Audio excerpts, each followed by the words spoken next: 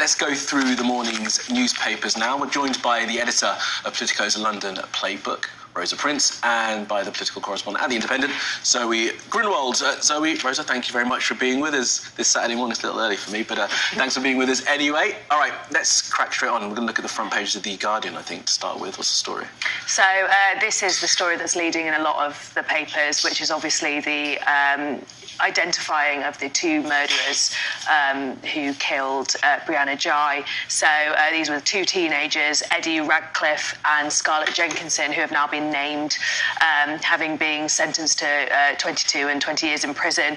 And it's just going into the appalling circumstances around the murder. So Brianna was killed in part because she was transgender. Eddie Radcliffe seemed to have a fascination with her gender identity. And then Scarlett Jenkinson, who was a friend of hers, just was obsessed with murderers and killing. It's incredibly tragic, this poor girl. But it also shows, you know, just how the teenagers were obsessed with murderers and violence. Scarlett Jenkinson spent a lot of time on the dark web reading about true crime, and it's a really, really desperately sad case where you just think how this could have happened and how someone could have been let down so badly by people she trusted. Yeah, I mean, she did know Scarlett Jenkinson, it came out, but not for very long, and they kind of crossed paths at the school they went to, Birchwood High, and as you mentioned, so it's on the front of many of the papers. Let's look at the front of the Mail as well, Rosa, because they've got the story there, a different picture to the one that we had released by the police yesterday of Scarlett Jenkinson. Of course, that was a police mugshot. This is one, I guess, that the family have given out of Scarlett Jenkinson, and it was shocking yesterday as we went through the court proceedings, from the victim impact statements to the judge's sentencing, just some of the sort of depravity, the violence of this particular crime. It was planned, they thought it through, and then they just kind of walked away from it. Yeah, and I think that's why the papers have gone into so much detail. I mean, it is a bit gruesome and grisly, and you sort of question yourself, why am I reading this? And I think part of the answer to that is because it's so unfathomable. We just can't understand. Very young people, a girl, you know, really unusual that girls kill. And I think that is why there's so much coverage in the paper. Interesting contrast. I think that's why we wanted to do the two papers between the Mail and the Guardian. Brianna's father came out at court yesterday and said he had not wanted the children to be named, that he wanted them to be forgotten about and for the focus to be on Brianna. And actually that's what the Guardian has done. They've put her on the front page there. But I can understand as well the Mail, as I said, just because you almost can't get your head round and you want to sort of read more and more to find out how it could possibly be. I mean, these two children didn't come from particularly deprived backgrounds. There didn't seem to be anything there in their family circumstances that would explain why they did such incredibly violent and awful crimes. I think Zoe might have a point about the dark web, particularly during lockdown. That was an issue for a lot of teenagers sitting in their rooms, going to quite dark places, and perhaps that is one explanation, but it really doesn't seem to make much sense otherwise. But it's perhaps not just the dark web, just the web broadly. My understanding is that Jenkinson and Radcliffe, they knew each other since they were kids, but they never really met. They exchanged messages online. Their whole communication was in this virtual world, and that speaks to the sort of disassociation that the judge talked about how they're able to carry out these kind of crimes. Yeah, I think so, and I think there's something to be said, and we talk about it a lot, as to how isolating life can be for teenagers now, because they spend so much of their time online, and those sort of normal human interactions that young people had many years ago because they weren't so online seem to have fallen away. And what you get instead is exactly right, a disassociation, a lack of connection. And of course, we can't just blame the internet for this, because there's clearly far more to it.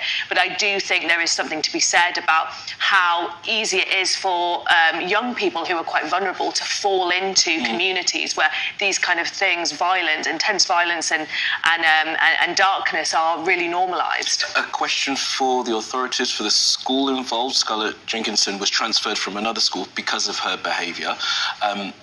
Some commentary yesterday that there should have been some red flags raised about her. Yeah, I think at her previous school she had given a younger child a sweet that had cannabis laced into it in some way. I mean, and the current school didn't know that.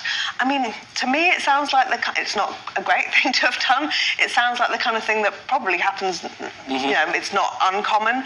As I said, she does seem to be an aberration here, you know, a very young girl something's gone wrong there. The wiring's gone wrong and she's become obsessed. A lot of the papers carry images of the notes that she made. Yeah. She wrote about it. She sort of fueled herself and she fueled her accomplice with this fantasy world. And they're really quite chilling when you read them and you get an insight into the mind. So I kind of think that often in these cases, not that they happen very often, the sort of reaction is to say, you know, someone's done something wrong and something must be done.